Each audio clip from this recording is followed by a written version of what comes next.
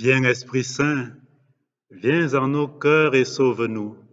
Viens Esprit Saint, viens en nos cœurs et éclaire-nous.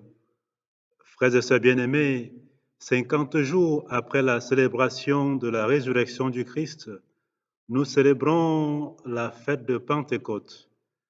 La solennité de Pentecôte est pour le Saint-Esprit, qui est la troisième personne de la Trinité, comme la fête Dieu, comme la fête du Saint-Sacrement pour le Christ.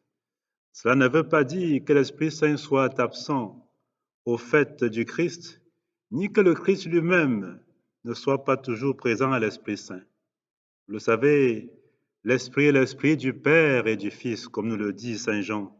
Jean 14, versets 16 et 26, Jean 15, verset 26.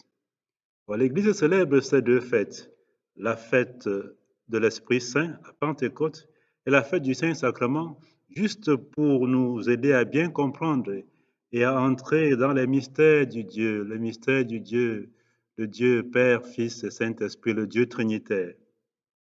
Voyez-vous, au fond, la Pentecôte est une fête pascale. Elle entre dans le mystère du Christ sans qui nous n'aurions jamais su que Dieu est Père, que Dieu est Fils et que Dieu est Esprit, c'est-à-dire que Dieu est Trinité. C'est le mystère du Christ qui nous donne la clé de compréhension et d'interprétation. C'est son mystère qui nous donne c'est son mystère qui révèle, qui dévoile ces mystères à nos yeux. Vous vous rappelez bien Saint Jean quand il dit « Personne n'a jamais vu Dieu. C'est le Fils unique qui est dans son sein qui nous l'a fait connaître, qui nous l'a révélé. » C'est Jean chapitre 1, verset 18. Alors, mes frères, mes sœurs, si l'Avent prépare à l'incarnation et à la vie du Christ dans la chair, la vie du Christ fait homme, la vie du Christ dans la chair nous prépare à sa passion et à sa mort. Et sa passion, elle nous prépare à la résurrection du Christ, laquelle résurrection nous prépare à son ascension. Et l'ascension nous prépare à la Pentecôte, la fête que nous célébrons ce jour. Et la Pentecôte nous prépare à la parousie, c'est-à-dire à la seconde venue du Christ sur terre. À la fête de Pentecôte, Luc, dans Acte 2, verset 2, parle d'un violent coup de vent qui était survenu dans la salle, la chambre haute, le cénacle où étaient rassemblés les disciples. Or, vous savez que en hébreu, l'esprit s'appelle Roua, souffle, vent. Nous sommes donc un peuple du vent, c'est-à-dire un peuple du souffle de Dieu. Nous sommes un peuple de l'esprit. Rappelons-nous que dans la Genèse, il est dit que l'Esprit de Dieu planait sur les eaux. Genèse 1, verset 2. Et quand Dieu créa l'être humain, il est dit aussi qu'il insuffla en lui son vent, son esprit. Genèse chapitre 2, verset 7. Donc l'esprit est l'âme que nous avons et qui nous anime et qui nous spiritualise, viennent sûrement de l'Esprit Saint, cet Esprit de Dieu, ce roi, ce souffle de Dieu. Et la première Pentecôte, pourrait-on dire, fut à la création, quand Dieu insuffla en l'être humain qu'il créait son souffle, son vent, son esprit, son roi. Bien-aimés du Seigneur, c'est assez difficile de représenter l'Esprit Saint. Voyez-vous, le Père et le Fils, de par leur nom, peuvent facilement être représentés. Ils nous font penser à notre Père, ils font penser à notre enfant ou à un enfant. Mais l'Esprit Saint, lui, est difficile à représenter. C'est pourquoi on prend souvent pour le faire le symbole du feu, le symbole de l'eau, de l'air, de la colombe et bien d'autres symboles encore. On prend ce symbole pour essayer de le qualifier. L'Esprit Saint n'est pas visible, mais il est présent. L'Esprit Saint ne s'est pas incarné comme le Christ, le Verbe, la parole de Dieu faite chair. L'Esprit Saint n'a jamais pris chair et ne prendra jamais chair. Cependant, l'Esprit Saint se manifeste à nos vies, dans nos vies, il se manifeste aux êtres humains par des signes, par des prodiges.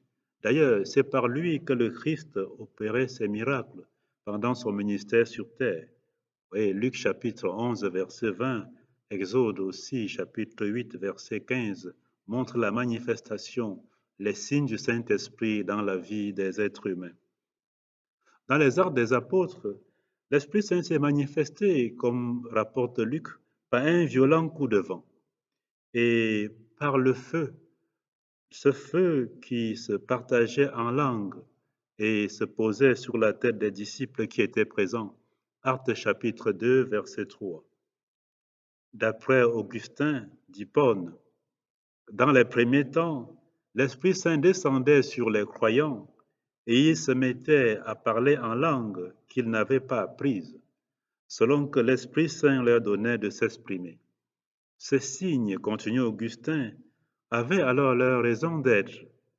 Il convenait en effet que l'Esprit Saint fût figuré par ce don de toutes les langues, puisque l'Évangile de Dieu, par le moyen de toutes ces langues, devait être répandu, devait être prêché sur terre. C'est Saint Augustin qui le dit dans son commentaire sur la première lettre de Saint Jean. Dans les Actes des Apôtres, l'Esprit Saint était présent. Il était présent, selon Luc, au début de l'Église. Il est encore présent et il se manifeste dans l'Église. Il le sera jusqu'à la fin du monde. Au fait, l'Église est aussi l'Église du Saint-Esprit, tant parce qu'il est la source des dons et des charismes qui animent le ministère de l'Église, comme dit Paul, 1 Corinthiens chapitre 12, verset 4 et versets 7 à 11. Mais l'Église est aussi l'Église du Saint-Esprit parce que l'Esprit Saint était à la conception du Verbe, la parole de Dieu, qui est présenté comme étant la tête de l'Église. Oui, le Christ et l'Esprit Saint sont donc les missionnaires, ils sont les missionnaires par excellence du Père pour son Église et pour l'humanité tout entière.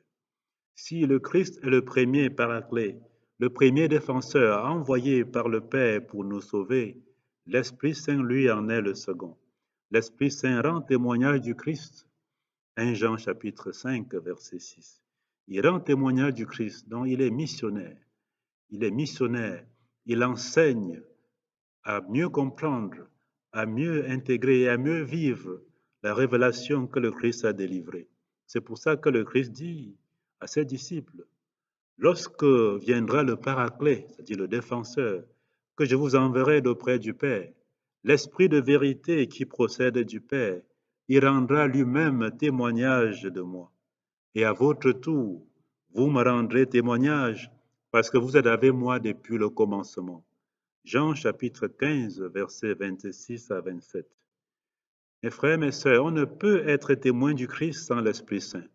C'est l'Esprit Saint qui nous conduit à la vérité tout entière, comme dit Saint Jean. Jean 16, verset 13. C'est-à-dire, c'est lui qui nous conduit à la révélation tout entière que le Christ a délivrée. C'est lui qui nous conduit à la compréhension de ces mystères révélés en Jésus-Christ et par Jésus-Christ. C'est grâce à lui, l'Esprit Saint, que les apôtres se rappelèrent des enseignements du Christ après sa résurrection et son ascension. Jean chapitre 2, verset 22. C'est grâce à lui que les apôtres ont prêché et prêchent encore la bonne nouvelle de conversion, la bonne nouvelle du salut, malgré les persécutions et le martyre. Bien-aimés du Seigneur, dans l'Église actuelle, dans les communautés, les assemblées de prière charismatiques, l'Esprit Saint se manifeste encore par les langues et par d'autres signes miraculeux, comme il avait fait dans l'Église primitive. Cependant, il se manifeste par d'autres signes aussi et charismes discrets, signes et charismes peu spectaculaires. À quoi donc le reconnaître? Se demandait Augustin. À quoi reconnaître qu'on a reçu l'Esprit Saint si on ne parle pas en langue, comme l'avaient fait les disciples au début de l'Église? Comment reconnaître l'Esprit Saint? Si sa présence n'est pas attestée par les miracles, mais comment savoir que l'Esprit Saint est en nous, qu'on est animé par l'Esprit Saint, de la même manière que les apôtres au premier siècle? Augustin alors répond que chacun interroge son cœur.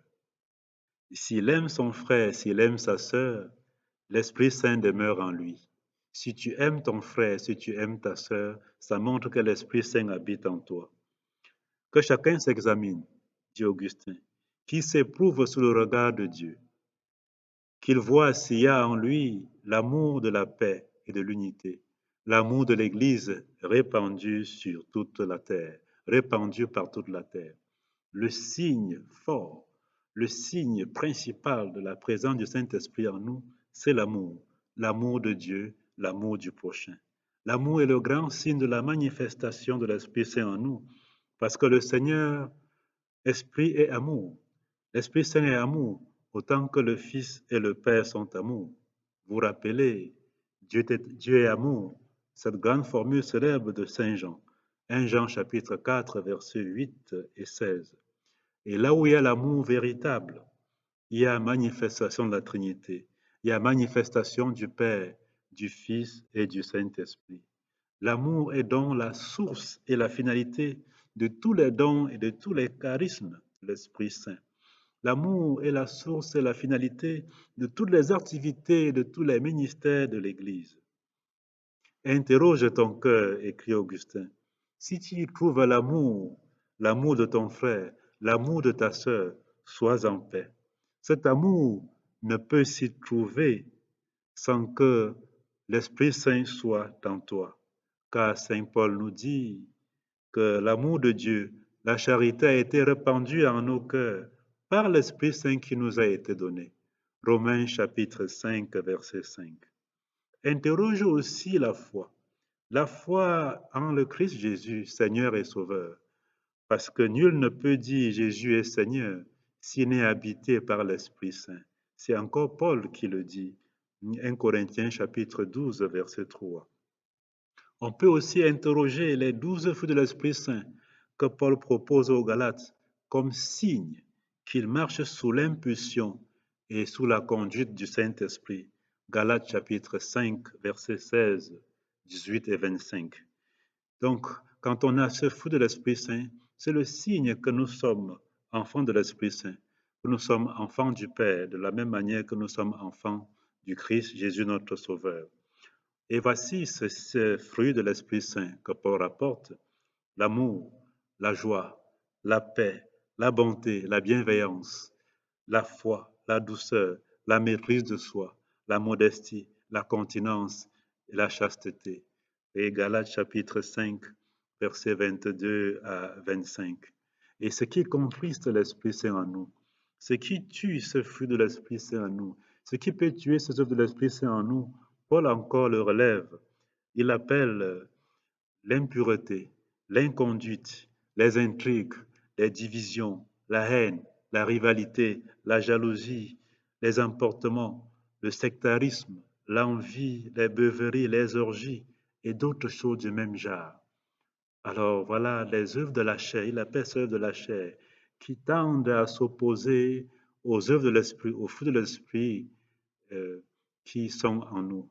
Alors mes frères, mes sœurs, aujourd'hui, à la fête de la Pentecôte, nous sommes plus que jamais appelés à nous laisser guider par l'Esprit Saint, à être dans la mouvance du Saint-Esprit. Nous sommes plus que jamais appelés à baigner, à être des enfants du Saint-Esprit, à être des enfants vraiment spirituels.